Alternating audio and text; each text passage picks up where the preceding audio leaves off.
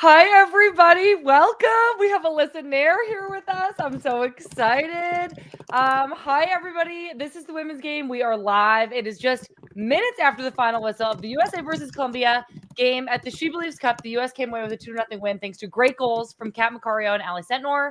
I am so happy to be joined here by Alyssa Naeher, former U.S. women's national team goalkeeper, two-time World Cup champion, Olympic gold medalist, saver of penalties, maker of penalties, Uncle. Alyssa, welcome to the show. Thanks for joining me so late tonight. Thank you for having me. I'm so excited to see you. Okay, I need so many updates from you, but first let me address our listeners here. We're going to react to this game. Alyssa's going to answer all of our questions, but let me just explain the show. This is a TWG Live, everybody, which means you, our listeners, are here with us. You can ask us questions about football or life. Here's how. You're going to scan the QR code that's in the top left of your screen. It's going to take you into a Zoom with our producer, Sophie, who will get you set up to ask your question. That's going to be audio only, so don't be afraid. You're not going to be on screen. We'll get to those questions a little bit later in the broadcast. You're not going to be on screen like me and Alyssa here. But go ahead and get in line now. Make sure you get your question in there. And then if you don't want to ask a question, do us a huge favor and just give us a like. If you haven't done that already, hit the subscribe button, please. Join us on this channel. I see some of you in the chat already. I want to read some of these out. Jay Cut says, surely Sam was jumping up and down when Sentnor scored. Yes, I was. Alyssa, I need to ask you all about Sentnor because, as you know, she's from my hometown. Let's see who else we have here. Hanson, Mass, well represented tonight, Leah Kennedy. You did spell Hanson wrong, but that's okay. I forgive you. And then the Quackin, Naeher penalty slayer. I know, Alyssa. I'm freaking so excited you're here. Let's get right into it. This was your first time watching the U.S. women's national team from home since you retired. How did it feel? Yeah, it was weird for sure to be watching, but it was also really fun, you know, just to kind of see like some familiar faces, some new faces. And it was cool to watch. Great win tonight. So but yeah, it was definitely a little bit weird to be on this side of it for sure. I know. I'm actually like, this is what I feel like I'm missing is like the further away I get from having been on the team, the less I know about like what Emma wants them to do. Yeah. But I feel like you were just in there. So I feel like you're going to kind of still have all of the inside scoops. Like, did you think that the way we played tonight looked like, would Emma be happy with that performance? I think yes and no. I think something Emma has always said was like results matter. So like to get a 2-0 win against a good opponent is a big win. And that's always going to be a positive and you're never going to be upset about getting a win. But the competitive side, the this and that, there's always going to be these like little areas to fine tune and continue to like evolve and make better, which I think is a good thing. Like at the end of the day, like this is essentially a 3-year build until the next like major world championship. So I think it's going to be a little bit of both. There's definitely going to be a lot of things to look at and fine tune and get better. But at the end of the day, you get a shutout, you get 2 great goals, you win to start a tournament. And I think playing in tournaments is huge, like to be able to replicate, what that looks like, to get 3 points and to feel what that means of like, that's a big deal. So I think there's going to be, she's going to be really happy with it. She's going to be really positive. And then obviously like the learning never stops. Right. I know. Well, I mean, clearly every time I hear Emma talk, I'm like, wow, she's so clear about what she's doing, about what she wants. And to your point too, Alyssa, this is a build until the 2027 World Cup. And we had a player making their first starts for the national team on each line. Tara McYown in the back line. Lily Yohannes has never started. She was in the midfield. Sentnor's never started. She was in the front line. So this group of players we saw tonight have never all played together. It's certainly a learning curve. And like you said, results matter. To get a win against a tough opponent in a tournament is a big deal. While we have you here, Alyssa, we're so blessed. I feel so lucky. Like the biggest question going into this new cycle since you retired is who's going to step up and play your position, play goalkeeper for this U.S. women's national team. So called into this camp for SheBelieves, we have Jane Campbell and Mandy McGlynn. And then Fallon Tullis Joyce was called in as a training player. We saw Jane Campbell get the start tonight. And we've been seeing in the media, Emma's been saying she wants to really expand this goalkeeper pool. And multiple keepers are likely going to get reps over the next 6 months to a year. Mm-hmm. What are your thoughts on where this goalkeeper pool is at right now? I think they're in a good spot. I think you've got, obviously Jane is the most veteran, the most seasoned of the group, and at least at the international level at this point. So it was great to see her get the start tonight. I thought she played a good game, and to get a shutout is huge. And it looked pretty clean. It looked pretty confident, just, playing in behind the back line and coming out and making some clearances, which is definitely the way that they want to be playing in that more aggressive style. So, but I think it's great. I remember when Hope was done after 2016, and it was kind of that, Ash and I split every game for, a year and a half, I think, almost. Neither of us ever played like a back-to-back game in that whole time. Like, it was very, and there were other goalkeepers coming in as well, just competing. So remembering that time and now what, Emma's going to be trying to do, I think it's great to get different opportunities and get to see different goalkeepers. And you see a lot in training as well. And then the question really becomes like, can you translate, your performance and what you're doing in training to the field and into a game and into a pressure situation. Right. And I think that's what is going to be great about these next 3 years is you're going to have the ability to see these goalkeepers playing in those pressure situations before you actually get to a major championship. Yeah. Because that's really going to be the key to it. So I think it's great. I think, I've got a lot of respect, and I think the ceiling is really high for all the goalkeepers that are in right now. Yeah. I think it's going to be really competitive, which I love. And I think it's going to just make each one of them better, which is then going to make the team better. If you're going to continue to get the best out of the goalkeeper and the goalkeeper group as a whole, I think that's awesome. Yeah, I think the competitiveness that this will kind of create, I think one keeper playing one game, one keeper playing another game, even like Casey Murphy didn't even get called into this camp. And I have to imagine Casey Murphy's at home like, well, I'm getting called into the next one. I think it's going to create such an incredible competitiveness to really demand the best out of every person who wants to be on the field. I was also going to ask you, Alyssa, and this is something I've been thinking a lot about, is like the goalkeeper position.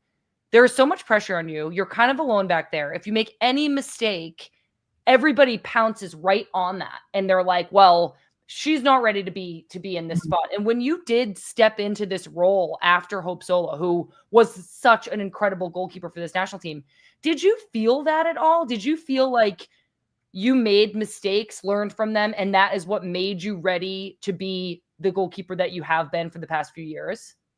I think so. I think something that I tried to do a lot was, even when I wasn't on the field, when I wasn't playing, when Hope was the one that was starting and playing, was I tried to, work hard and like kind of prove myself in training every single day, even if it wasn't in a game.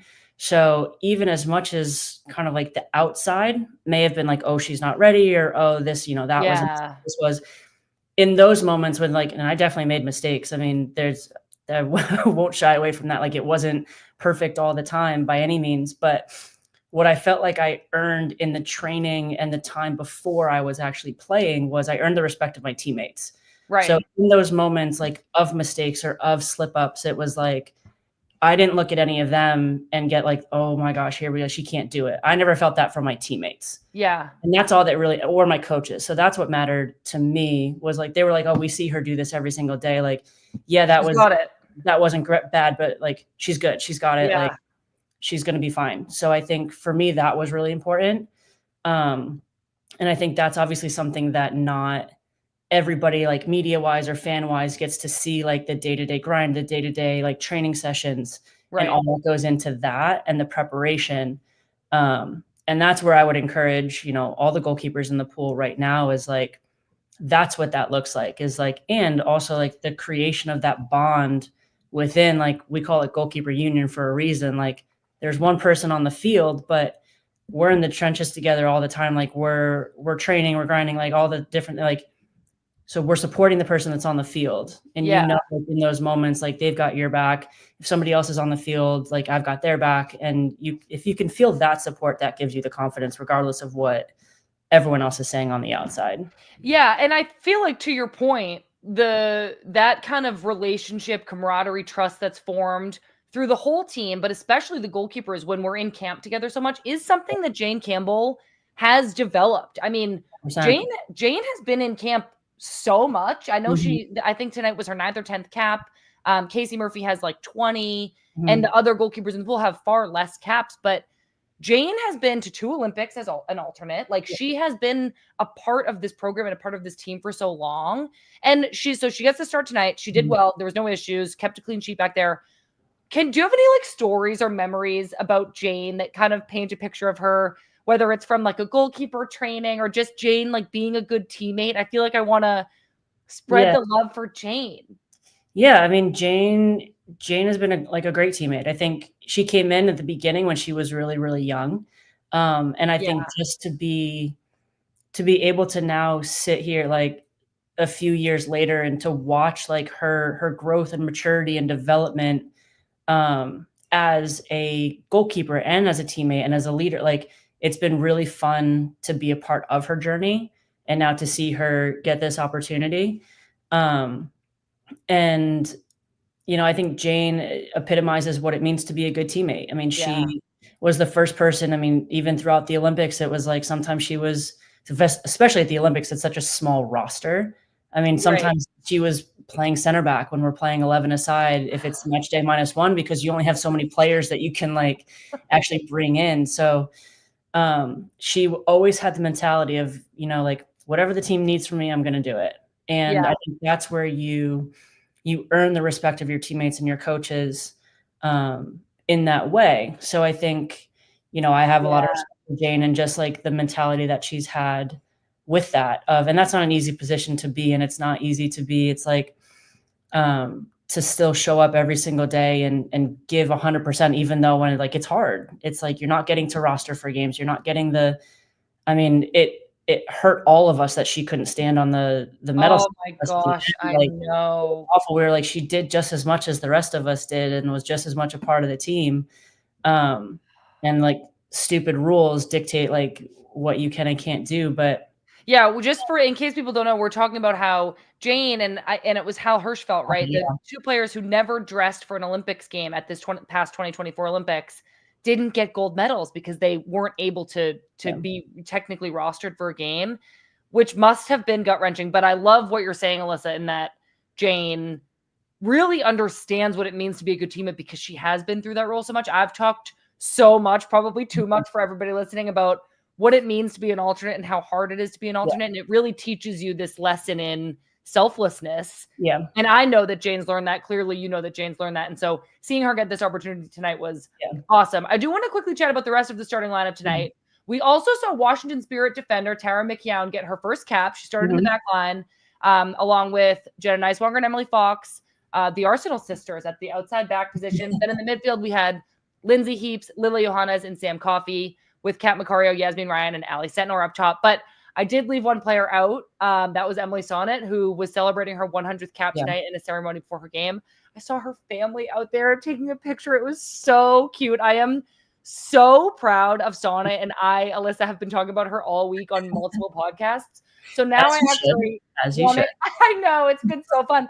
But I want to give you a chance to tell us what 100 caps means and what this means for Sonnet.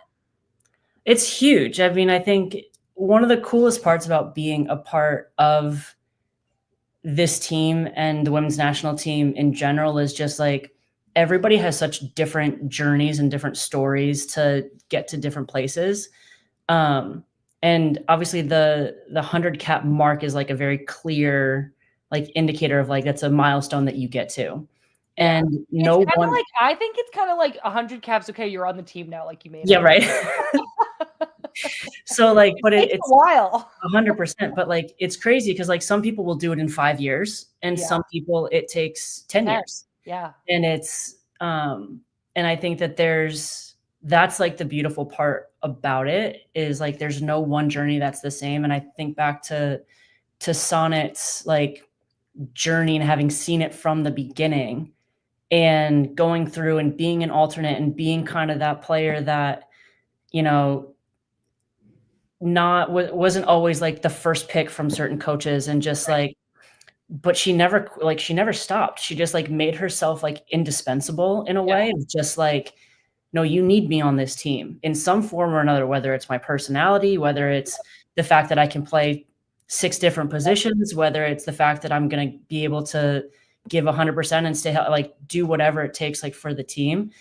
I think that in and of itself, that mentality to stay and push through what hasn't been an easy 10 years to get to this point of 100 caps and to get is kind of an incredible story within it. And yeah, I'm really proud of her. We talk about it all the time and just like, and we're like, are we ever going to get there? Like what's going to happen? And it's like now just to see, and I think it's awesome. It's like so fitting. I think I just put it on my Instagram story too, but just like, it's so fitting that they got to honor her and celebrate her 100th cap. Obviously she got it a couple games ago, but like at SheBelieves, the SheBelieves queen, like the winningest one. Like, oh my God, I know. Well, she's tied her. for winningest. You both have 7.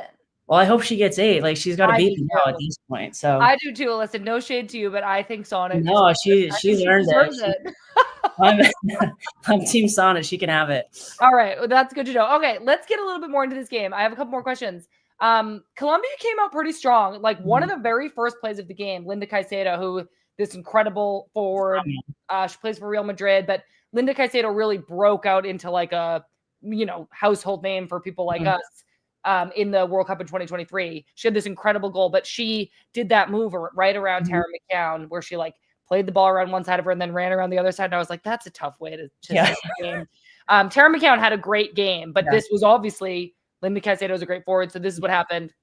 And then, Colombia's attack generally is really strong. I mean, they also have Mayra Ramirez, powerhouse forward at Chelsea, and then the Washington Spirits, Lacey Santos in the 10. So that as an attack coming right at you, you're Tara McCown, it's your first cap, you're starting. As a goalkeeper, Alyssa, knowing you were playing behind a center back, getting her first cap in this game, what kind of advice would you have given Tara to start this game off? Or would you have just been like, you know what you're doing, here we go? Yeah, it's like I've never been one like I don't want to be like going up like you got this, like you're fine, like I don't want to freak somebody out, like everyone's already nervous enough, like you almost don't want to panic. They're like, I'm not. Yeah, but I think like if I was in goal, if I was playing behind her, I would have just like tried to give her a smile or something before and just been like, yeah, I've got your back, you're good, just like do what's gotten you here, you're here for a reason, and just trust yourself, trust like that your instincts. And just and I've got your back. So like whatever happens. So and I think it's tough to get thrown in again. Like you said, it's a good attacking team, but I thought she did great. She looks good. So how crazy is it to believe that she's a converted defender? She's been playing professional soccer as a forward. Right. And now she's a defender, and now she's called into the national team, and she did really great tonight. So that was really, really fun to watch. So the game goes on around the 18th minute. I wanted to point this out. We saw Kat Macario delivering a couple of really dangerous corner kicks. There was that one. She played it like Jenna Neiswanger had her arms up on the back post. And her volley, Kat's corner went right to Jenna. Her volley hit off the crossbar, rebounded out. But it was such a great reminder for me of everything that Kat Macario brings to the table. We have missed her in this roster. Obviously, we won the Olympics without her, that's such a sad situation that she had to miss out on the Olympics roster that she originally had made. But Kat brings so much to this team, the accuracy of her set pieces being one of them. And I just wanted to talk for a minute about the difference that kind of delivery on set pieces can make in the biggest moments in the biggest tournaments. Yeah, I think I wish I could remember all the different stats about, we talk about this before every tournament of like how many, it's like 73. I think it's as high as almost like 73% of goals are scored off set pieces or something. I might've made that up, but like, I remember we talked about it being like a very high percentage. Yeah. Which is why we usually put a lot of time into both attacking and defending, because we know that's how teams are going to score as well. But yeah, her delivery is incredible. Just the ability to, that was a great ball that Jenna did well to get on tap, unlucky just to hit it off the crossbar. I know. But like connected well on it. And I think anytime you have, especially as a goalkeeper, knowing that you have like a set piece specialist or whatever you want to call it, like you're always locked in on a set piece, but like when it's somebody like that can deliver it, exactly where they want to, you're like, well, do I cover the near post? Do I take care of the top post? Like they can do whatever you leave exposed. So I think it's a huge asset to have. the ability in somebody on the field that just is so comfortable and confident. I mean, she just makes it look easy. Totally. I actually want to talk about Kat now for a few minutes. Yeah. I did want to I'm going to go back to the beginning of this Kat Macario now goal that we're going to talk about. And I noticed that in the first half, like, and this is always true when there's a lot of young players in the field. I was actually texting with Lynn just about training in general, and I'm getting the sense that, like, yeah, there's a lot of young players here. So at times, and in this game, at times it was a little bit like frenetic energy, a little bit frantic. I pick up the ball and I have to run with it. And I love the urgency because it's better than, not having any urgency. And I totally relate to players who like feel like this play is my only chance to make the national team. Yeah. But one of the young players who didn't make me feel that kind of frantic energy was Lily Yohannes. She was so composed in that midfield. She's methodical. She's calm on the ball. And the thing that really struck me was her textured passes. So we saw a few early on. She was playing these nice lofted balls out wide to Jenna Nicewanger with her right foot. And what I mean by textured is like the ball's not going to run out of bounds and it's not going to stop short. It's going to kind of fall where it needs to fall for her teammate to pick it up at whatever pace they're moving. They're just perfectly weighted passes. And then, like, as if this Lily composure and great passes was foreshadowing, she plays this perfectly lofted ball right into Yasmin Ryan's run, who then crossed it in front of Kat Macario, who slid and finished it with her left foot. Yeah. Such a great play, build up from the midfield, perfectly executed, like great from Lily, great from Yaz, great from Kat. And I want to just highlight again, knowing what Kat has been through. I just mentioned that she missed the World Cup in 2023 from injury. Then she made the Olympics roster and she had to withdraw. She's been struggling with this injury on and off for years, but she's just really made it back into really great form. She's been playing for Chelsea and now she's back on the score sheet for the US. What do you think this means to her and to the team in this moment? It's incredible. I mean, I think it's one of the worst parts about, sports in general is injuries and watching people go through them and then coming out, what it takes. But just to see now her being able to come out the other side of it, like, the work that she's put in to get back to this moment. Like, you don't just get back into this level just because, like, she's put in a lot of work. She's done, and I know she's gone to different doctors, different PTs, different countries, different, like, trying to, figure it out. So a lot of credit to her and the work that she's put in. I would imagine, seeing the ball hit the back of the net would be some kind of mix of like joy, relief, excitement, kind of all of the emotions in one. But I'm just happy to see her back on the field, back smiling out there. And I think she just brings such a different, unique element to the team and her style. Yeah. Well, this is literally actually my next question for you, Alyssa. So it's been 2 years and 340 days since Kat's last goal for the US. Okay. And I was just going to talk about, she is unique for this 9 position. She's more of like a combination 9. Like, she can come check off the line, then she can combine. She's less of like a run in behind forward. But it's incredible to see the way that Kat can manipulate a backline with her movement, but then also her technical ability to play teammates, to turn and dribble, like to shoot from distance, to get in on goal for a cross. Like, she's so well-rounded in that sense. And now I want to ask you, as a goalkeeper who's like leading the back line, what would you rather defend against? A 9 like Kat, who's doing a little bit of everything, really technical, checking off the line, or a 9 that's constantly making runs in behind? Can I just have them both on my team and like give them the ball going forward? Sure. I mean, yeah, like literally, yeah, there is no rules. What kind of challenges though does Kat present to you in the goalkeeper position? I think a lot of when you have a 9 that's like has a lot of movement, a lot of checking, there's a lot more communication that has to go into it.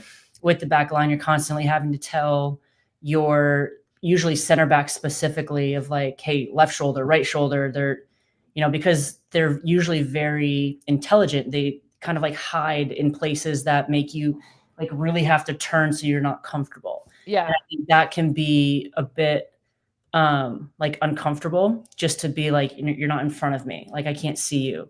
And those decisions of, do I stay with this player? Do I pass this player on to a midfielder or to an outside back or to the other center? what that looks like, or do I try to let them run offside if they're in an offside? Like, so there's a lot more decision making and communication that goes with it, and usually has to be very quick because it's, that they're happening quickly. Whereas when you're playing a 9 that is, a stretch 9 or coming in behind, the challenge with that is usually then as a back line, like, the pace that a player like that brings, you're kind of like, okay, we got to drop out of it. We got to drop out. Like, you don't want to give them that space, or I need to make sure like my distance is right behind them that I can either help, but then you don't want to drop too quick, because if the midfield's not dropping with you, then now you've got that big gap that even if they miss it and you clear it, now their defenders are coming in and now you're facing another transition. So it's like they're both pretty challenging to deal with. Yeah, down the other end of the field, and Colombia had a few great chances of their own in this first half, especially coming from Kat's Chelsea teammate and fellow number 9, Myra Ramirez. Just a couple minutes after Kat's goal, Myra did really well to create an opening for herself. She ended up hitting it over. But Myra is this kind of perfectly well-rounded 9, in my opinion. She's got a great frame, so she's strong. Nobody can really take the ball off her. She's good in the air. When she moves full speed, she's moving with such momentum and strength that she can get in behind. But then also when she's playing back to goal, she's holding players off and fighting her way to space. And I feel like Colombia's aggressiveness and strength in general, especially in that first half, was kind of giving some of us a run for our money. Like, we were kind of bouncing off of them and like not really holding our own physically. But I also know that there's just this like incredibly tense energy against Colombia. We've seen in our past several meetings against them. The game is just always supercharged with that energy. Can you tell us a little bit about what that feels like in the moment? Yeah, it's always a very physical game when we've played against them. I think even, I saw some pictures popping up leading into it of Christy getting involved in one altercation of Alex getting in somebody's face. I know it was AM7 too, the tournament she wore number 7 for. So it was like her alter ego. Exactly. So, but I think like the teams know that, like the team would have known that going into it. Like, it's going to be a physical game. It's going to be a game like kind of like keep your composure, keep your wits about you. Yeah. And you just have to expect it. That's the style that they're going to be, and they're good at it. Right. And they're also very talented. So it's like you can't let them in that style, in that format, like kind of rattle you or get with you. It's like you just gotta kind of match it. You just have to match the energy, not get into it with the referees, not get into it with the other players, and just try to match the physicality and expect a fight. Yeah, true. I think we did a good job maintaining our composure. Like I definitely saw a few scuffles. And I think our team was very much like, we're not doing this again. I'm also getting so distracted, Alyssa, because I have to sneeze so bad. What are you supposed to do? What are you supposed to do when you have to sneeze? If I say God bless you, that means you're not going to sneeze anymore, right? Isn't that what it meant? Like apparently it's gone. Okay, sneeze aside. I feel like I had a couple highlights of the first half. Lily Yohannes won, which I have been reading in the chat. Everybody's been loving Lily Yohannes. We're all on the same page here. Composure, vision, the execution of those final passes. It was so fun to watch. And then just thinking about like projecting that forward. She's 17 years old. Like, we have years with her. She's going to grow into an even better player. It's super exciting. And then I also thought Sentnor, I am biased because she's from my hometown, but she was such a bright spot. We'll get to her goal in a second. It came a little bit later in the game, but she was just solving pressure for herself, turning players, getting like triple teamed. She was quick. She looked skillful, but I felt like every time I saw her, she was sprinting. And I was like, what is her, you know how the players wear the GPS in their back? Her like explosive movements must have been off the charts. Like, she was sprinting around so much. Yeah. She was like an Energizer Bunny. She was an Energizer Bunny. It was really, really great to see. Her goal is coming up, everybody. Just hold on to your horses. So we head into the second half. We started seeing some good play in front of both goals. Our combination play continued to look pretty good. There was that Yasmin Ryan shot from distance. That looked great. Colombia created their own dangerous moments in our end, but they were kind of lacking the precision of that final pass. I mean, one time Linda Caicedo got in, but her that final thing wasn't there for Colombia. And here we are now, everybody. Get your comments in this chat about Ali Sentnor's goal. Philip Kim, Sentnor was the MVP of the match for me. She almost scored like 3 goals. She dribbles well. Laura JC, I assume you're talking about Ally Sentnor. I can't really be sure. TR says Sentnor is really quick. Ally looked so confident. So I agree with all of these things. Ally was a live wire all game long. This was just her 3rd cap. Again, everybody, she's from my hometown, Hanson, Massachusetts. She took such an incredible shot. So she first finds herself in such a great pocket of space. We call that seam 2, right, Alyssa? I haven't forgotten everything. Yeah, I think that's right. Seam 2 is the space between the opponent's midfield and back line. So Ally Sentnor is kind of in that space, and she's on a half turn, which means she can receive the ball from behind her, but she's already ready to turn and move forward at the same time. She dribbles herself out of pressure, hits this great shot home with her right foot. Our fellow New England girl, and I know, Alyssa, that you played on the national team with Ally a little bit at the end of last year. Can you tell us if her shots from distance struck you as like something really special? Yeah, they I remember one training we were at right before the England game, and it was just, I don't even remember what exact drill we were doing, just like some crossing and finishing drill at the end. And she did something similar. She kind of like turned around a dummy and just like shot it. This one was a little bit different. It was with her left foot. So if I'm in goal here, she turned, and on her left foot, she's like on my right side on like the 18. And I'm like, oh, with her body shape, everything, like this ball's definitely coming across my body, like left footed. She's looking for it. So I already started like leaning as it's like leaving her foot. And this ball went like straight back, like into the near post. And I like tried to wave one hand back at it. And I was like, how did that move? I was like, I just the hands magic. I was like, yeah, I definitely just, that one kind of did me dirty a little bit. But I was like, even if you look at the goal, it's like the way that it kind of tails off with it. I don't know how she strikes it, but like there's a lot of movement at the end. Yeah, it's like a knuckleball kind of. Yeah, there's like a tail to it. So what am I talking about? Baseball? Well, I am seeing some really great comments about this. TR Ally smashes the ball, and they mentioned this on the broadcast, Alyssa. My whole team was very excited, but Ally Sentnor came on our podcast and talked about how she was always one of the smallest players growing up. So she had to get really good at this kind of quick release shot from distance. So I highly encourage everybody on here. I know it's our super fans on here, so maybe you've already heard it, but we just interviewed her not too long ago. You can get that on our YouTube channel or our podcast feed. So we're like around the 60th minute of the game now. We start seeing some changes. Lynn Biondolo subbed on for Kat Macario. Michelle, I know. Michelle Cooper, Kansas City Current Attacker, subbed on for Yasmin Ryan. This is our first time seeing Lynn's new last name and Lindsay's new last name. Mm-hmm. So we've got Williams to Biondolo and Haran to Heaps. We've all been really practicing making sure we get that right because I have messed it up for Lynn several times on our podcast. And speaking of weddings, Alyssa, there were a lot of weddings this offseason. You know more than anybody that there were a lot of weddings this offseason. So let's put a quick timeout on the game. How many weddings did you go to? And then tell us the journey that you've been on, both physically and emotionally this offseason. I went to 6 weddings. In like what, 35 days? Yeah, something like that. Yeah. I think just around like 34. Yeah. Like a little over a month. But it was awesome. It was incredible. Like I loved every second of it. It was so much fun. Like, were you exhausted? Oh, I was so sick. I got so sick. I got hit with like whatever that virus that was going around. I was down bad for like right after the new year. I was like, yeah, I tapped out. I was like, I slept and just like, yeah, I got hit hard with, to be fair, it was like whatever that other virus, like it was the holidays, everything else. Yeah. But you were in a lot of rooms with a lot of people. Yeah, exactly. A lot of travel, but I had so much fun and it was, every wedding was so different, which was so much like really, and it was actually fun because the 6th wedding, the last wedding that I went to, was my sister's. Oh my gosh.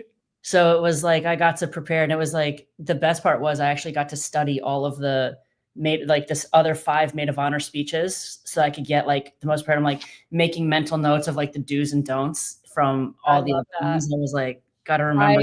I love that. I know. I have definitely. I went to 3, and you and I were at 2 of them together, and then I also went to Lynn's 2nd wedding in Australia. And I have definitely been like, what were all of my favorite parts of the 3 weddings I was at? to tell Christy about, because Christy's Exactly. wedding is coming up. Exactly. So I had all my little notes, but they were all positives, Lynn and Steph, because I loved both weddings so much. Okay, back to the game. So then we also saw Giselle Thompson come on, make her debut. She came on for Jenna Nicewanger. Corbin Albert subbed on for Sam Coffey. And then this is just kind of one of the other main talking points from this tournament is that a lot of these players in the US are still in preseason fitness. The NWSL players are kind of just getting started for the year. And to play 3 games in 7 days is a pretty tall task, even mid-season. I mean, that's a really quick succession of games. But something we've been hearing a lot about is Emma Hayes' she's calling it the WNT way, and how she really wants to approach this national team program like more holistically, thinking about the players, not just in terms of like, well, this is how the men have always done it, so this is how we do it. But think about the players as women, as humans. Like, what are their lives like outside of here? What is their relationship with their club team? Like, where are they at emotionally right now? And I think that seeing her implement that feels like such a pivotal point in the development of the program and just in women's sports overall. Yeah. What were some things you noticed at the end of last year during your time with Emma that she's already implementing and changing in the program? I think that's one of probably the overarching, like just treating people like people and treating people like as individuals, part of the collective, but as individuals. And I think that's where it's like you're treating everybody, I'm going to say this right. You're treating everybody fairly, but not necessarily equally. Is that the right way to say that? Yeah, well, because it's like not everybody needs the same thing. Yes, that's what I'm like trying to say. So yes, it's like it's almost like I want to say now equitably, not equally. Yeah, you know what I'm trying to say. Different people need different amounts of support and different types of support. I get what you're saying. Yes, and each different. So I think she's trying really hard, which I think is great, to build and like with the relationships between herself and the national team and the club teams, because I think there's this evolution of, you know, even as of probably 5 years ago. I mean, if you think back to 2019, even we were together 260 days that year as a national team in that year. Like it was insane. What? It was insane. Like even if you think back to what SheBelieves used to be, it was a 3-week event. We were in a training camp for 10 to 12 days first with a larger pool of players. Yeah. And then they would pick the 23 for the tournament, who would then stay for the 10 days to play the 3 games, because preseason hadn't even started yet. Preseason didn't even have started. That was where we were training, was just in camp, like exactly. 10 years ago, which is what we're talking about, really. Yeah. We relied the NWSL season was a lot shorter, so we relied so heavily on our national team. I mean, it was 6 months long. It wasn't. It was, whereas now it's like an 11-month experience with your NWSL team. Yeah. And you had the whole complication of like national team, like US Soccer paying the salary. Like it was very complicated of like. So things are really changing. Yes. So now Emma is adapting to that. 100%. So I think that's part of the evolution of what it looks like. And it's like players taking a little bit of autonomy as well, of like being comfortable speaking up of like, this is what I need. This is how you can be helpful, rather than there was always this fear if you said like, I don't like, I've got a little injury, I don't think I'm ready. You're like, I'm never going to get another chance. So you never said anything. And it was you had to play through your groin pulls. Yeah. So it was like, but there was also so much more time with the national team because there wasn't the same length of time. Yeah. I mean, if you think of it, like right now, I'm in preseason. I've been now in preseason for a month. Yeah. And we never started preseason with the NWSL until after SheBelieves, ever, up until 2 years ago. That was the first time that was like before. Right. So it's like now the schedule has changed, which I think is also why she is trying to put such an emphasis on things are different now. Players need different things, because we can't keep using the same model when the timelines have changed, when the expectations and the asks and the requirements have changed, in terms of, instead of playing 18 games in an NWSL season, you're playing 26.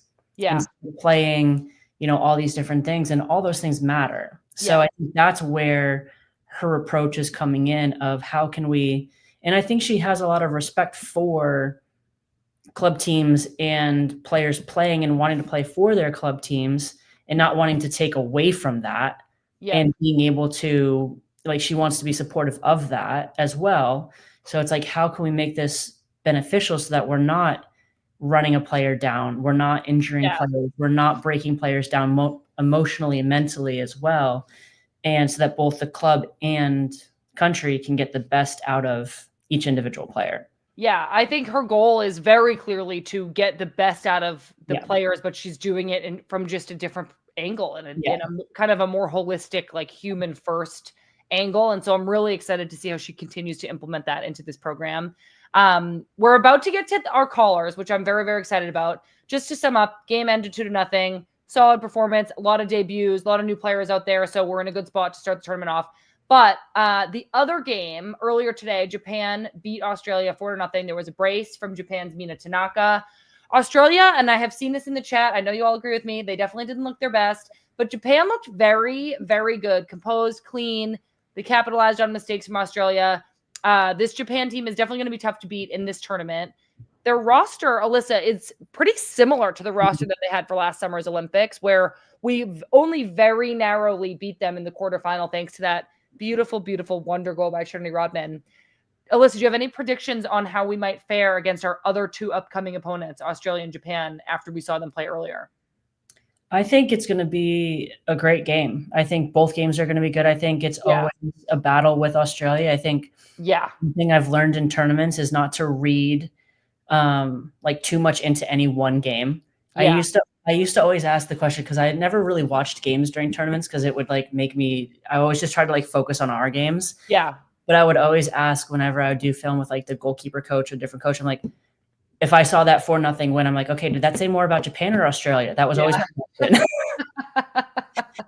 And they were like, that was kind of how I would try to judge it. But like, I think, anytime there's, a tournament, so many different things can change. I mean, games every 2 days, 3 days.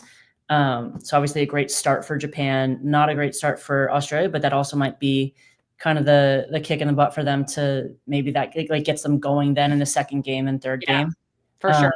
I don't see Japan getting complacent by any means. Me neither. They're not the complacent type of team. They're always very good, very hard to play against. So I'm excited to watch both of the next games. I think they're going to be battles for sure. They're going to be tough games, but I think they're going to be great. I know. What a great tournament lineup that we have been absolutely blessed with this February. Okay, everybody, we've reached that part of the show where we are going to hear from you, our listeners. So if you're going to join us here, we're live on YouTube. Scan the QR code at the top left of your screen or click on the pinned comment in the chat. You'll go into a Zoom with our producer, Sophie, who will tell you everything you need to know. You're not coming up on screen. And if you don't want to ask a question, leave us a comment in the chat or just give us a like, because it really helps us more than you know. Okay, so we're going to the questions. When I say your name, take yourself off mute, tell us where you're from, and then ask your question. Okay, it's a lot to remember. Mute, tell us where you're from, ask your question. What up first? We have Mira. Mira, hi. Hi. Hi, Mira. How are you? Where are you from? Good. I'm from just outside of Chicago. Oh my gosh, amazing. Well, Alyssa is living in Chicago with the Stars this year. Yes, I've been to a few games. Wow. Mira, do you have a question for us? Yeah, I want to know what your guys' favorite memories on camp together are. Oh my gosh. Well, we've got some good ones. Yeah, Alyssa, why don't you go first? Favorite memories in camp.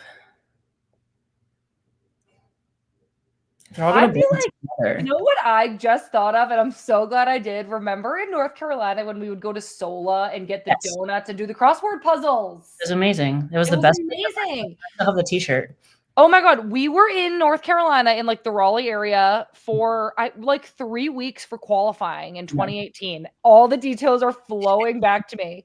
And we were there for so long that every day, like a group of 10 of us would go to this coffee shop, Sola, and we would get these little mini donuts and coffee, and we'd sit outside and all do the USA Today crossword puzzle. Yeah, it was great. It was so fun. That was like the highlight. We always would just find the best coffee shop in town and just go kind of post up and chat or be silent and do the crossword. Sometimes I'd have my headphones in and then I'd pop back into the conversation every once in a while. But yeah, but you'd be like, don't tell me any of the answers because you'll ruin it for me.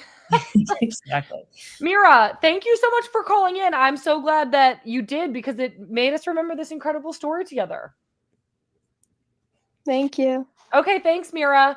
All right, up next we have Christian. Christian, can you take yourself off mute, tell us where you're from, and then ask your question? Hi guys, my name's Christian. I'm from Long Island, New York. Cool. Awesome. Yes. Yeah, so my question is with key stars being absent and spots up for grabs. I was just curious because the pool's being constantly developed. Yeah. Based on your own experience of proving yourselves at the highest level, what do these newcomers need to do to seize the moment, stand out, and show that they belong in all areas of the field? Awesome question, Christian. Thank you so much for calling in. I think it's really interesting seeing kind of the beginning of this cycle from the outside, because it's really a great question. Like, how does a young player who, like an Sentnor, a Lily Yohannes, a Yasmin Ryan, differentiate themselves when there is such incredible talent, quote, ahead of them? I mean, I think especially as a forward, it's like, how do you compete with Triple Espresso, who were these stars during the Olympics? Alyssa, what do you think some of these young players should focus on in the next 6 months to a year in order to really like make a stamp for that, make kind of a case for themselves? I think the biggest thing is like consistency matters. So you don't make or not make a roster in any one game. Whether you like come in and you play a fantastic game or you have an absolute shocker. Like that's not going to be the one and only, it's what you do in training. It's what you do when you step on the pitch, and it's how then you can be, if you have a great game, can you then replicate that? Can you do it again? Can you do it again? Can you do it again? And it's not to say that it's always going to be perfect, but then it's that consistency element that coaches want to see from you.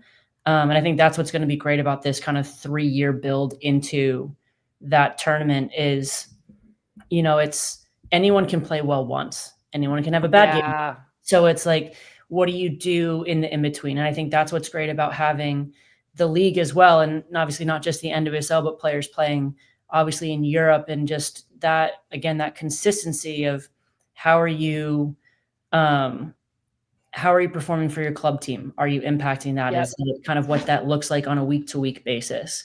And it's unrealistic to think that for the next 3 years, it's just going to look like this. Like that's just not how sports work. There's going to be ups and downs within it, but then how you manage that. But I think it's never getting like the not too high, not too low, and just that like that consistency piece of it. That's I think you're spot on, Alyssa. I also think, and this kind of goes along with what you're saying, it's like, let's say you don't play a perfect game or you don't have the best camp of your life, but you get a lot of feedback and you implement it. It's like being able to learn and like being coachable and being like open and accountable to like, yeah, I recognize that I'm not good enough with my left foot right now, but that's going to be my main focus. Or like, I recognize that I was in the wrong spaces during the first half of this game, but like, I understand better now and I'm learning and growing, especially for young players. I think when you get to a certain age in your career, you're kind of like, this is who I am as a player and this is what I'm offering. And it's about performance. But when you're 17, like Lily Yohannes, or in your early 20s, you have so much room to grow and improve and like learn more about the game and about the impact that you can have on it, that they should have that like aim for consistency, but also like demonstrate that they're coachable and that they can learn. Christian, that was such an interesting question where I feel like we're going to be talking a lot more about that. I'm going to take that question with me to my next podcast. So thank you for calling in. Thank you. Okay, we're going to take 2 more questions. The next one is from Avery. Avery, hi, can you take yourself off mute? Tell us where you're from and ask your question. Hi, I'm Avery and I'm from Richmond, Virginia. And my question is, when do players become veterans and what players stood out to you? What's your favorite candy? Oh my gosh, Avery, thank you so much for calling in. Avery, how old are you? 10. 10? What's your favorite candy? Probably Sour Patch Peaches or Nerds Gummy Clusters. Nerds Gummy Clusters literally are so good. They're I couldn't so- agree more. They're so good. They're like dangerously good. But I always eat too many and like get a headache and feel sick. Exactly. That's why they're dangerous. They're so dangerous. Avery, I love that question. Nerds Gummy Clusters are definitely up there, but I also love Milk Duds. Great choice. Milk Duds are good too. Thank you both. I love Reese's. They're just classic. Reese's? Like a Reese, Reese's I cup. call them Reese's. This has been like an Really? ongoing good vibes battle, Alyssa. And you want it's with between me and Becky, and she says they're Reese's because they're Reese's Pieces. And I'm like, no, they're Reese's Pieces, obviously. I'm kind of with Becky on this one. I knew you would be. Avery, so the first part of your question, just so me and Alyssa can salvage our friendship and not get in a fight about the Reese's. When do players become veterans, and who stood out to us today? I don't know. When players become veterans, in my view, it's like I see Sam Coffey now, who like at the Olympics, I was like, she's a newer player on the team. Mhm. Not new, but newer. But I'm like, now she's a veteran because like now there is a bunch of actually new players. Yeah. And it's like, maybe it's like going to a world tournament, or maybe it's like, I don't think it's like a set number of caps, but I think it's like almost like your placement on the team. It's like if you're in the most experienced half, you're a veteran. Yeah. I think that's probably pretty accurate. I think going to any type of world championship kind of elevates into the veteran status because that's you've like gone through a very like high stress like experience. So it's like a learned thing that now you can pass on to other people. And I think that's what a lot of comes with like being a veteran on a team is like how you can influence and impact the other younger players on the team through your experience. So I think that it's not necessarily defined by like an age, it's or like you said, like a number of caps or anything like that. But it's what you're because we have some veterans. I mean, you look at like Naomi Girma, I would consider her a veteran. She's pretty young at this point. So it's like, but she's gone through a lot of experiences. She's gone through a lot of like things that she can then impart on.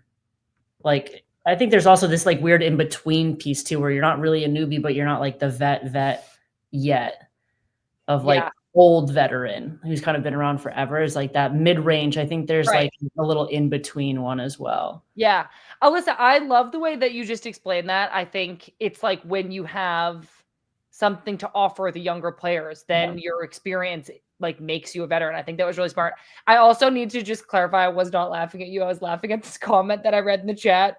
Julian said, hearing Sam actually explain the Reese's thing makes it even more insane the way she says it. Okay, I'm dead. Avery, I loved hearing from you. I hope you call back again soon.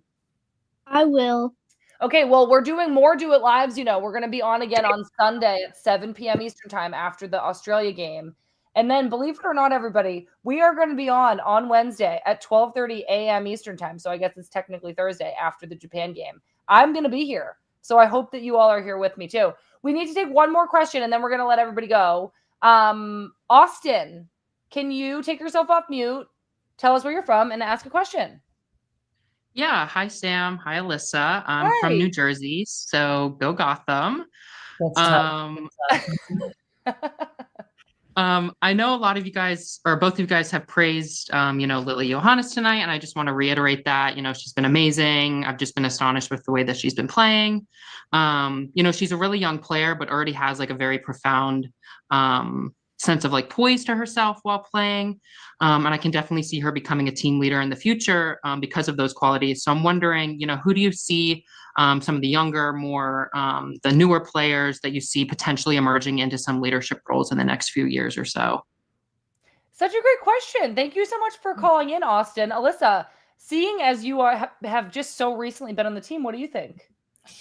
I honestly am just very excited to kind of like watch and see who steps up. I think that there's like so many different like openings or whole like different areas where that's like kind of ripe for people to step into new roles. And I think that that to me is really exciting. And it's like you don't really ever want to like thrust anybody into like a position of leadership or anything like that just because like they're the oldest or they've been around the longest or this or that. I think it's seeing people who kind of just naturally kind of step into those roles. And I think that's what I'm probably most excited to see in throughout this tournament, and then even the next few games, like as this year goes on in the next couple of years. I think you're always going to have to see like Sonnet's going to be stepping up big, and I think she did tonight as well, just being her and Lindsay kind of the most veteran players on the field, and to see them kind of assume those roles and take on that, and Sonnet leading a back line. And I think just I think just, Sam in the middle, I would agree with you, to see him kind of like now kind of settle into that role a little bit and see now what that looks like with her growth and her development and her maturity. Yeah. And then as, other players come back in again, Naomi,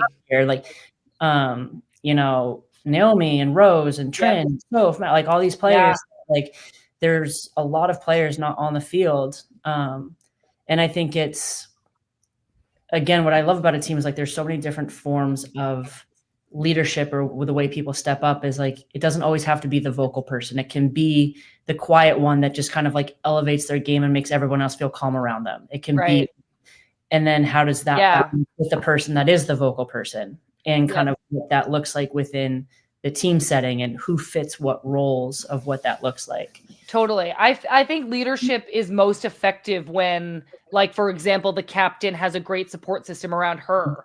And 100%. I actually just talked to Lindsay on our Friendlies podcast that came out earlier today about exactly that, about how it's like her relationship with Emma, but it's also this really balanced leadership group where, there was this big burden on Lindsay and Emma's shoulders at the tournament, but also that Lindsay is having to share that with other players. And when to your point, Alyssa, there are other styles of leadership, then it doesn't always just fall on the one player who's like wearing the armband. Right. And I think that that's where you see the most successful team. So 100%. I love that question. And I loved your answer, Alyssa. Austin, thank you so much for calling in. And to everybody else that called in and we didn't get your question, I'm so sorry, but please call in again on Sunday. I'm so excited to chat with more of you. Thank you all so much for being with us. Alyssa, I do have 2 more quick questions for you. What's up? You're in preseason with the Chicago Stars right now. How's it going? And what can we expect from your team this NWSL season? It's going well. We finally just got out of the cold of Chicago and have made our way down to Florida for some preseason games and a little bit of sun, which there you go. I very much need, that's for sure. The river started freezing over, so it's cold when you got to get out of there. You got to get out. So no, it's been good to get a little change of scenery, to get down here and just like kind of get together as a team and kind of have that training experience and off-field experience. But I think what you're going to get from this, you're going to get a hardworking group. You're going to get a focused group. We were excited about where we got to last year to make the playoffs. Obviously disappointed with how it ended with the loss against Orlando, but I'm excited. I think we've got a motivated group and a team that's going to you're going to get that Chicago grit. You're going to get that Chicago style of try to do whatever it takes to get some results and compete. So it's a tough league. It's going to be week in, week out. Like you got to be ready, you got to be focused. But I think we're going to be, I'm excited to see kind of where we're at. Well, I'm excited to see you. Speaking of NWSL, this is our very last thing we're going to do, everybody. And I want to hear everybody's opinion in the chat, please. The Denver team, the new NWSL expansion team in Denver that's coming in next year, is doing a fan vote for their new name. Options include, and I only picked the options that I liked, Denver Summit, Denver Peak, Denver Elevate, and Denver Gold. There's 2 other options, but I didn't like them, so I didn't include them here. Alyssa, do you have either a vote from these 4 or your own idea? We should make them the Denver Golden Retrievers, kind of go off Denver, like Golden, Colorado, and have everyone loves a Golden Retriever, right? Alyssa, naming a team after a dog is like literally, I did not expect that from you, and I love it so much. Well, I was gonna go one of two ways. It's either gonna be the Denver, Golden Retrievers, or like the Denver Coors Lights. So like we're gonna go what? Because the mountains? The mountains, but also I think the brewery is like that's why Tyler picked Coors Light as like their wedding drink, was because Tyler Heaps, Lindsay's husband. Yes, picked Coors Light as his like wedding choice because of them being in Denver, in Colorado. Oh my gosh. Okay, 2 great options, Alyssa. Neither of them are on the list. I think if I'm following the rules here, I don't know. I think I like Denver Summit. No, I don't know now. Now I'm panicking. I don't know. The only thing with that is like when I hear Summit, like I think Pat Summit. Like I'm going back to like my UConn, Tennessee days. What about Denver Elevate? And then it's just every time you're playing them, you're like, oh my God, we're gonna have to play at Elevation. It's like in my head now. Like it's like so intimidating. Yeah, that could be. I mean, I like Elevate. I like Elevation. Denver Elevation. I don't like that they're doing Denver Gold. Denver Golden Retrievers. Okay. All right. We're losing it, everybody. It's 2.5 hours past my bedtime officially. Denver, good luck with the name. Me and Alyssa are not helping you. Ooh, Black Diamonds. I like that one. I just saw that one. What did it say? Black Diamonds. Ode to skiing. Diamonds. I do like that. I see in the chat Denver Reese's Pieces. Okay, I have to go, everybody. Coming up for the women's game, we have another TWG Live coming at you on Sunday. As I said, that's going to be right at the final whistle. The game's at 5 Eastern. The Do It Live will be at 7 Eastern. Then we have an all-new episode of Good Vibes dropping on Tuesday. That's with Becky Sauerbrunn. Becky Sauerbrunn. She did fantastic. Her on the freaking broadcast. She did so great. So great.